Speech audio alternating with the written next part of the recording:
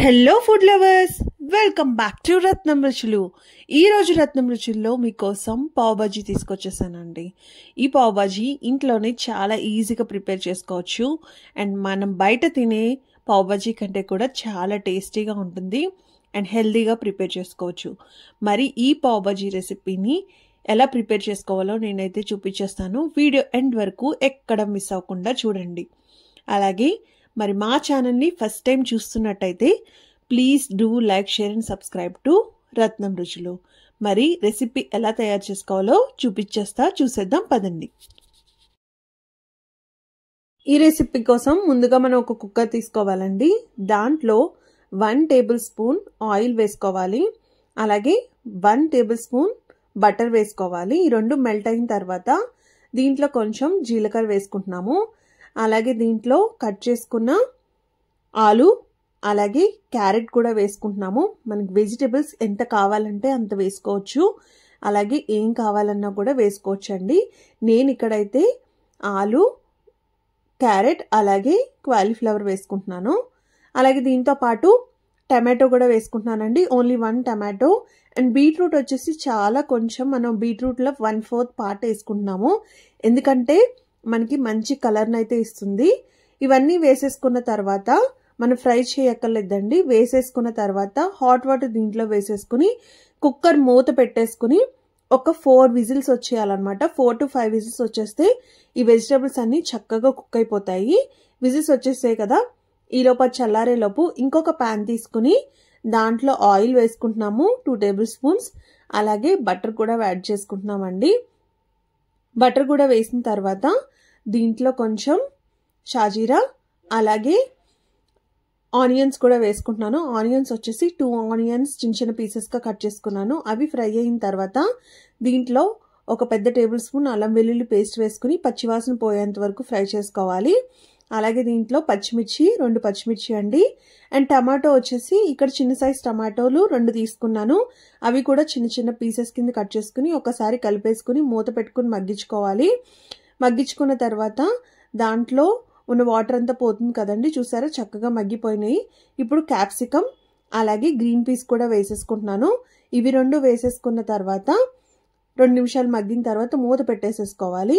ఈలోపు మనం ముందుగా ఉడకపెట్టుకున్న వెజిటేబుల్స్ ఉన్నాయి కదండి, ఎలా కుక్ అయినాయో చూద్దాము. సో వెజిటేబుల్స్ అని ప్రాపర్గా కుక్ అయిపోయాయి. సో ఇవన్నీ మనం మ్యాష్ చేసేసుకోవాలన్నమాట. మ్యాషర్ తోటి ఇలా చక్కగా మ్యాష్ చేసేసుకుంటే మనకి మొత్తం ఇలాగా ముద్దలాగా వచ్చేస్తుంది, పేస్ట్ లాగా అయిపోతుంది అనమాట. సో ఇలాగా వెజిటేబుల్స్ అన్ని మ్యాష్ చేసేసుకుంటాము.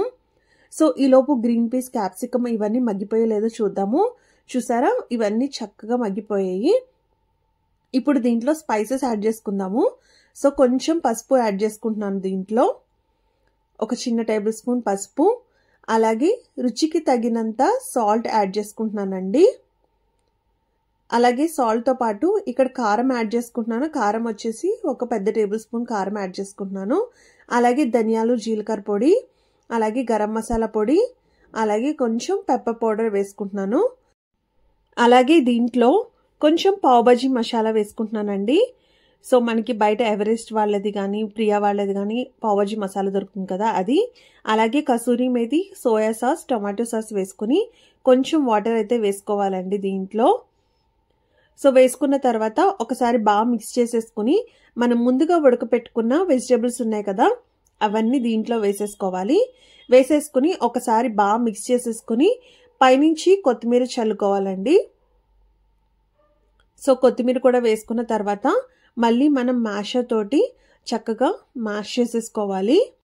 ఈ వెజిటేబుల్స్ అన్నీ చక్కగా మ్యాష్ చేసేసుకున్నాం కదా, ఇలా మ్యాష్ చేసేసుకున్న తర్వాత మనం ఇది మూత పెట్టేసేసుకుని ఒక 5 to 10 మినిట్స్ పాటు వదిలేసేయాలండి.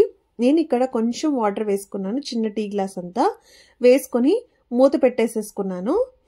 సో చూసారా 10 మినిట్స్ అయిపోయిన తర్వాత మనకి దగ్గరికి వచ్చేసింది. నేను ఇక్కడ కొన్ని పన్నీర్ పీసెస్ని కూడా యాడ్ చేసుకుంటున్నాను, ఇంకొంచెం మంచి టేస్ట్ ఇస్తుంది. అలాగే 1 టేబుల్ స్పూన్ బటర్ వేసుకున్నాను. సో ఇవన్నీ వేసేసుకున్న తర్వాత మన కర్రీ అయితే రెడీ అయిపోయిందండి. ఇప్పుడు ఒక దోస పెనం తీసుకుని దాంట్లో బటర్ వేసుకుంటున్నాను.